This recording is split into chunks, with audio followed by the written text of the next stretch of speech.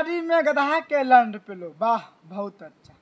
कि सजना हम रात में लेते लेते सो गईले। ए भैया भंसरी वाली के का नाम बा, मतलब भौजी भंसरी वाली का नाम बा। तहार बहन चोद भौजी लाड़ चटबू तका हाल बा भैया।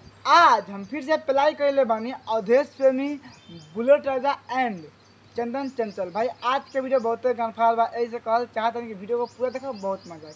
तो वीडियो बना के बस एक ही मकसद बा, एक ही मकसद रहेला आप सभी को दिल से हंसाने के लिए, ना किसी को दिल को ठेस पहुंचाने के लिए। तो बिना कोनो लाड़ो लहसुन के आज के वीडियो स्टार्ट करते हैं। के पेल ना देले तारा बहनी के झाँप छिले लेते लेते सो गईले। अरे भौजी ये साफ साफ बताओ, लेला के बाद में मुंह में डले कि ना डले? अगर डल ले तो चटलू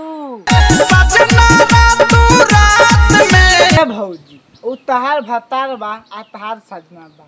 या ते रात में करस तब पेलते पेलते हगा देस तब पेलबे ना करस।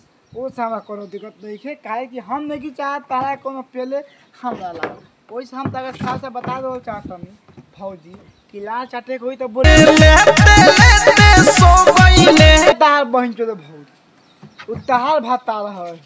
अब लेते लेते शुद्ध जास सब पेलते पेलते मुँह तो देश। वो से हमारा कोनो मतलब नहीं है, लेकिन हम तार से एक बात कहल चाहते हैं भौजी। अगर ऐसे तो कहत बारू नु कि लेते लेते सो गईले, ई तहार बात सुने के बाद में मन करता पटक के पेली ना खाली चाटी तार बहन तो भौजी क्या चाहता रे हो कि पटक के पेलते रही, मतलब कुछ भी यार बहन चो दिया कि लेते लेते सो गईले, लेते लेते सो गईले। अरे भौजी कोनो बात ना मान दें तार भतार बा ले हो तब सो के बात का बा। अरे बहुत खुशी वाला तार भतार एक पहले के सुत गल बा, कितना को भतार तो बारह पेल के फिर पेलते रहेला। पटक के पेल तानी पेले दा का हो जाता भतारे न बानी। का ऐसे कहता रे हो कि इका इका इका इका करतानी? अरे कोनो बात ना ता भतार बानी पटक के पेल सकतानी, अब पेले के बाद चाट भी सकतानी, का हो जाई तारे भतार न बानी। अब की और के लगे जाम ना काहे कि मेहरू तू बारू तोहरे के ना पेलम भाग तर बहन चोदो उठलाली चाटतानी त कहतिया चाट के उठाली फीके कहता। ठीक बा हम ना चाटम तो बहन चोद कहीं का जो तो खुश है अपन जिंदगी में, ठीक हमारा कोनो मतलब नहीं कहता उठलाली चाटले से बहन चोद।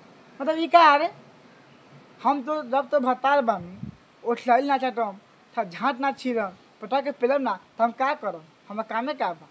अरे हम तो बाहर से कमा के अबे करम, लेकिन आला के बाद में उठलाली चाट सकतानी, गाल काट सकतानी, पटा के पेल सकतानी, प्लस में झाँट छिल सकतानी, काहे कि तारा भतार बनी। अब ज्यादा मत बोलो, अगर रुस जाए पेलबो ना करो।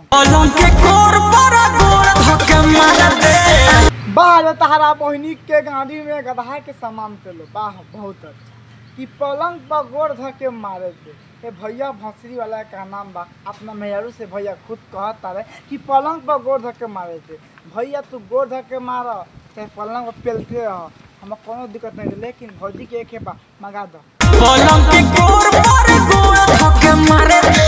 पटा के झाँट ना छिले दे तहारा बहिन चोदो। मतलब तहार मेहरारू बाजा तू कुछ भी करबा, काहे करबो, क्यों करबो, कैसे करबो? मतलब देखा भैया लोगन, भैया के इतना पहले के शौक भाई भैया खुद कहता है कि पलंग पर गोड़ धर के मार दे। हम कहल चाहते हैं भैया भंसरी वाला से, ए भैया जी पलंग पर गोड़ धर के मारना, ऐसे खड़े खड़े पेल दे भौजी नु मुँह तो दो। अच्छा घरे आजा राजा जी आसाम से, मतलब तार बहिन चोरो तार भतार 2 रुपया कमाए गल बा तो घरे बोल लेते आ पटा के पेल के बाद में का कहबू कि पटा के काहे पेल दिल? अरे भौजी भरे तार भतार कमाता कमाए जाता आए न तो पेली झाँट से ना चुता तारा बहिन चोदो। आजा राजा आसाम से आ चुआ तरस हमारा आम से। हमारा का नाम ना बा भाई, ये भौजी भंसरी वाली का नाम बा कि भौजी के आम से रस चुहता। देखा भौजी अगर तारा आम से रस चुहता नु तो का कर एक गिलास रोक के हाँ बड़का हो दे दा पी के मोटा जा, लेकिन फिर से मत कहिए रस चुहता। इतना पेलम मुतबू कम हगबू जा।